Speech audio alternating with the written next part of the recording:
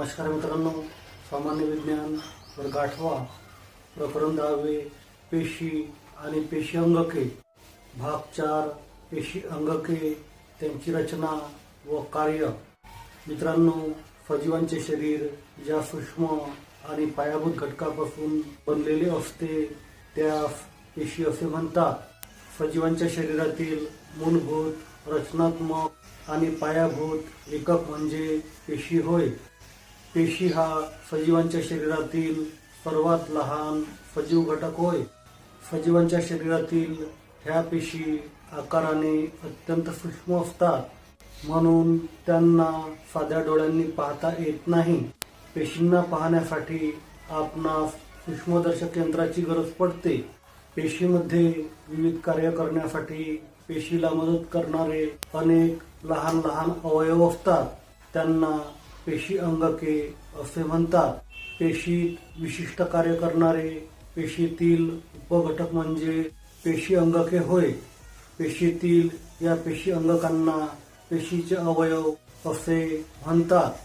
पेशीमध्ये केंद्रक, तंतुकणिका, गालजिकाय, लयकारिका, रिक्तिका आणि आंतरद्रव्यजालिका असे अनेक पेशी अंगके असतात। पेशीतील केंद्रक व हरितलवके यांच्या व्यतिरिक्त इतर पेशी अंगके फक्त इलेक्ट्रॉन सूक्ष्मदर्शकाच्या मदतीनेच पाहता येतात। मित्रांनो, आज आपण या भागामध्ये पेशी अंगकांची रचना व त्यांची कार्य सविस्तरपणे क्रमाक्रमाने पाहू। क्रमांक 1, केंद्रक, यालाच न्यूक्लियस असे सुद्धा म्हणतात। प्रत्येक पेशीत दिसणारा गोलाकार गडद ठिपका म्हणजे केंद्रक होय।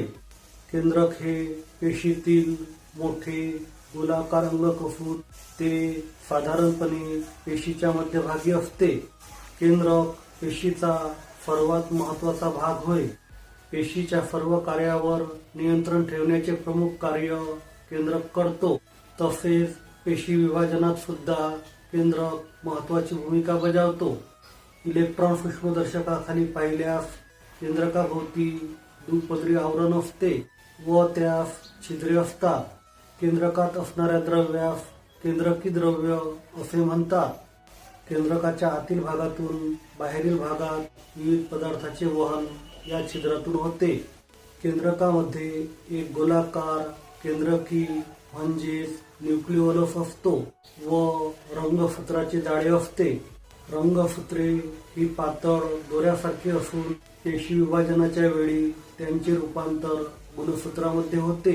गुणसूत्रावरील कार्यात्मक एककास किंवा घटकांना जनुके असे म्हणतात। रंगसूत्रे दोऱ्यासारख्या डीएनए आणि प्रथिनांची बनलेली असतात। पेशी विभाजनाच्या वेळी हे दोरे आकुंचित पावतात आणि जाड, कमी उंचीची दृश्य गुणसूत्रे तयार होतात। डीएनएचे रेणू म्हणजेच गुणसूत्रे अनुवांशिक माहितीचे संक्रमण एका पिढीतून दुसऱ्या पिढीत करतात। केंद्रकाची कार्य। क्रमांक 1, पेशीच्या सर्व चयापचय क्रियावर नियंत्रण ठेवणे। क्रमांक 2, पेशी विभाजनावर नियंत्रण ठेवणे। क्रमांक 3, अनुवांशिक गुणधर्म एका पिढीतून पुढील पिढीत संक्रमित करणे। क्रमांक 4, जनुकीय पदार्थ साठवणे। मित्रांनो, आता आपण पेशीतील पुढील पेशी अंगकाची माहिती घेऊ। क्रमांक 2, आंतरद्रव्य जालिका, यालाच एंडोप्लाझ्मिक रेटिक्युलम असे सुद्धा म्हणतात। पेशीच्या आतमध्ये विविध पदार्थाचे वहन करणाऱ्या अंगकाला आंतरद्रव्य जालिका असे म्हणतात। आंतरद्रव्य जालिका म्हणजे तरल पदार्थांनी भरलेल्या सूक्ष्म नलिका व पट एकमेकांना जोडले जाऊन जाळ्यासारखी बनलेली रचना होय। आंतरद्रव्य जालिका आतील बाजूने केंद्रकाला जोडलेली असते तर बाहेरील बाजूने प्रद्रव्य पटलास जोडलेली असते। आंतरद्रव्य जालिका 2 प्रकारच्या असतात, त्या म्हणजे क्रमांक 1, खडबडीत आंतरद्रव्य जालिका आणि क्रमांक 2, गुळगुळीत आंतरद्रव्य जालिका। क्रमांक 1, खडबडीत आंतरद्रव्य जालिका, यालाच रफ एंडोप्लाझ्मिक रेटिक्युलम असे सुद्धा म्हणतात। खडबडीत आंतरद्रव्य जालिकेच्या पृष्ठभागावर रायबोझोमचे कण असतात. त्यामुळे ही जालिका सूक्ष्मदर्शकाखाली पाहताना खडबडीत दिसते. खडबडीत आंतरद्रव्य जालिकेच्या पृष्ठभागावरील रायबोझोम्सचे कण प्रथिनांची निर्मिती करतात. क्रमांक 2. गुळगुळीत आंतरद्रव्य जालिका. याला स्मूथ एंडोप्लाझमिक रेटिक्युलम असे सुद्धा म्हणतात. गुळगुळीत आंतरद्रव्य जालिकेच्या पृष्ठभागावर रायबोझोम्सचे कण नसतात. त्यामुळे ही जालिका गुळगुळीत दिसते. गुळगुळीत आंतरद्रव्य जालिका मेदरेणूंची निर्मिती करते. आंतरद्रव्य जालिकेचे कार्य. क्रमांक 1. पेशी अंतर्गत वहनाबरोबरच पेशीला आधार देणाऱ्या चौकटीचे कार्य करते. क्रमांक 2. प्रथिने व मेदाचे संश्लेषण करून त्यांचे वहन करते. क्रमांक 3.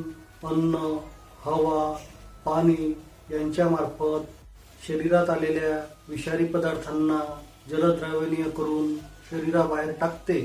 क्रमांक 3. गॉल्जी काय किंवा गॉल्जी संकुल. यालाच गॉल्जी बॉडीज किंवा गॉल्जी कॉम्प्लेक्स असे सुद्धा म्हणतात.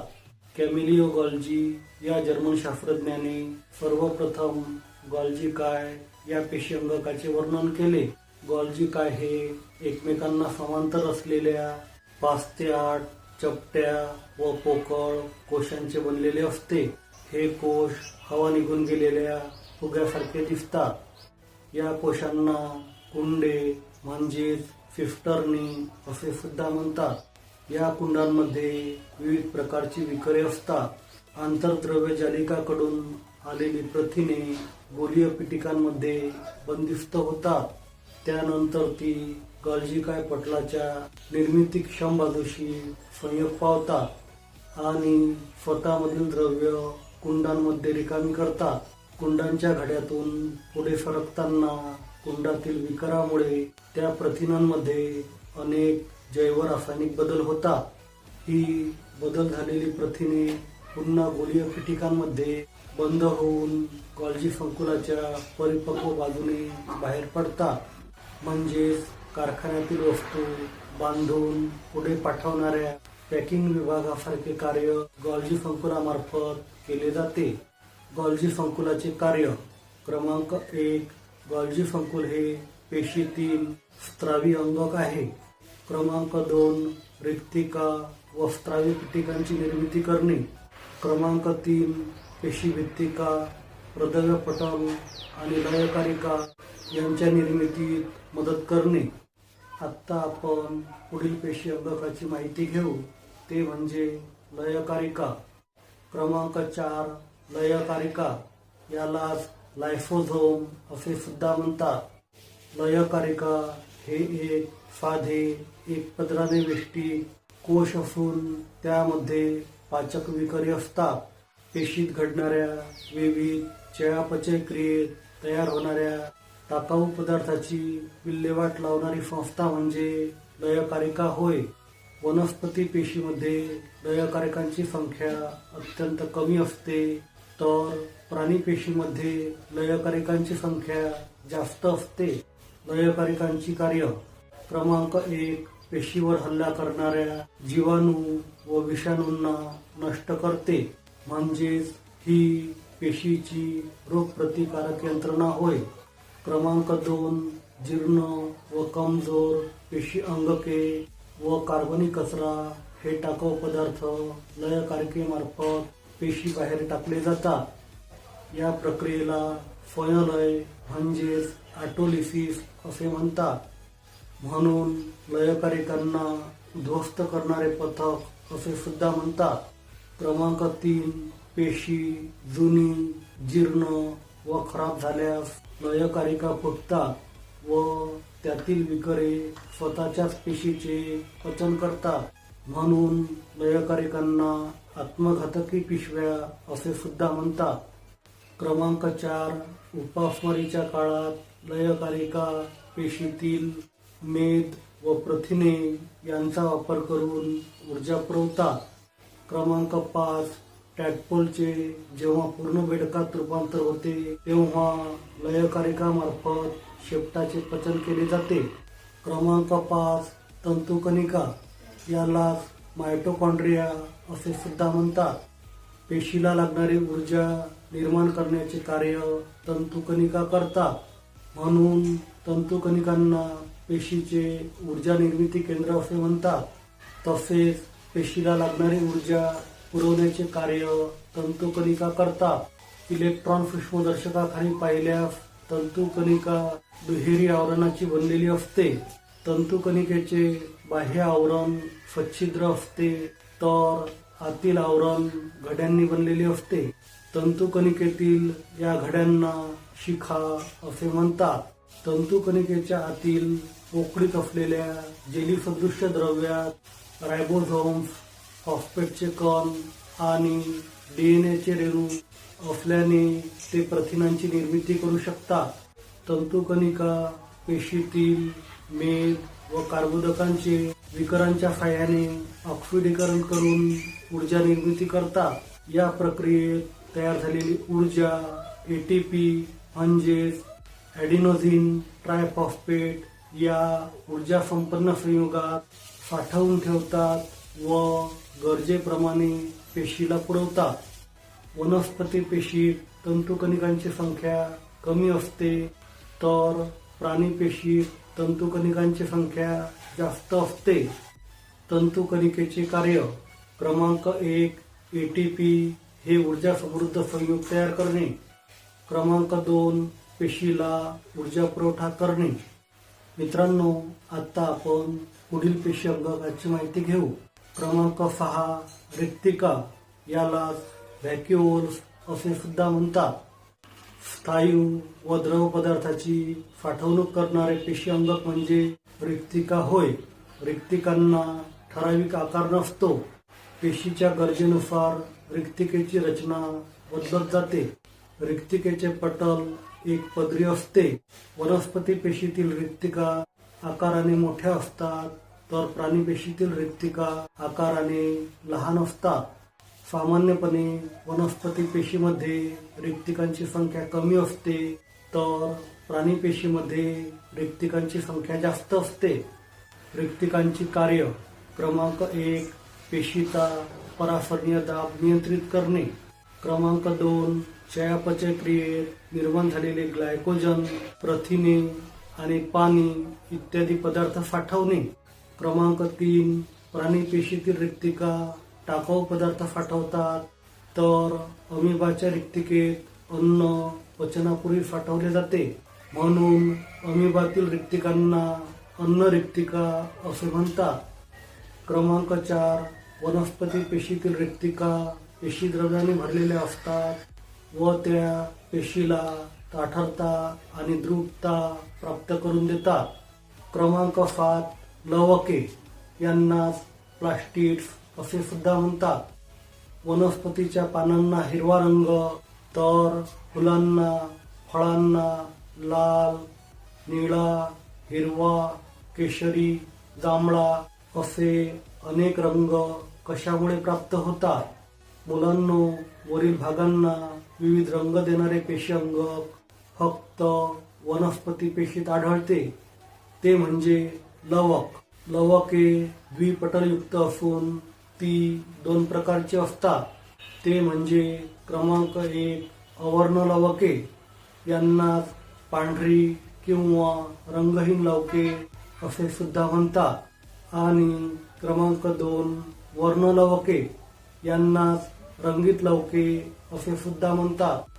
क्रमांक 1 अवर्ण लवके यांना ल्युकोप्लास्ट असे सुद्धा म्हणतात.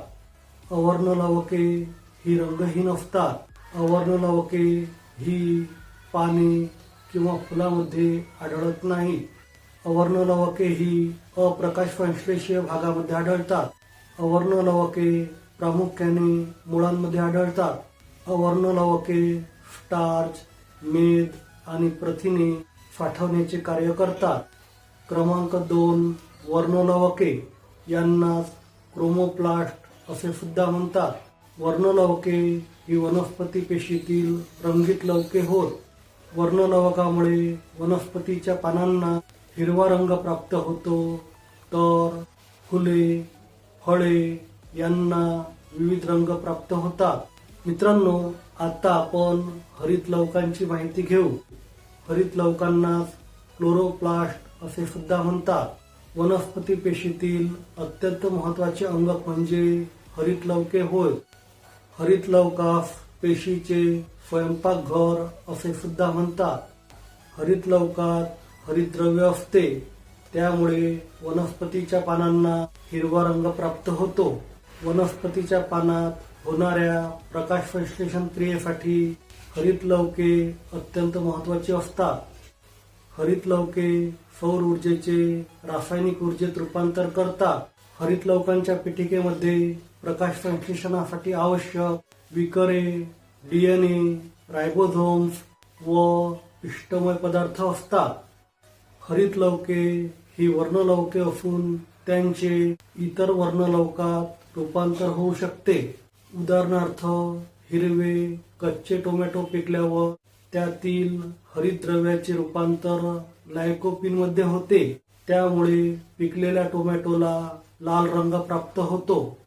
मुलांनो, वनस्पतीच्या कोणत्या रंगाच्या भागात कोणते वर्णलवक किंवा रंगद्रव्य असते ते दिलेल्या तक्त्याच्या साहाय्याने अभ्यासा।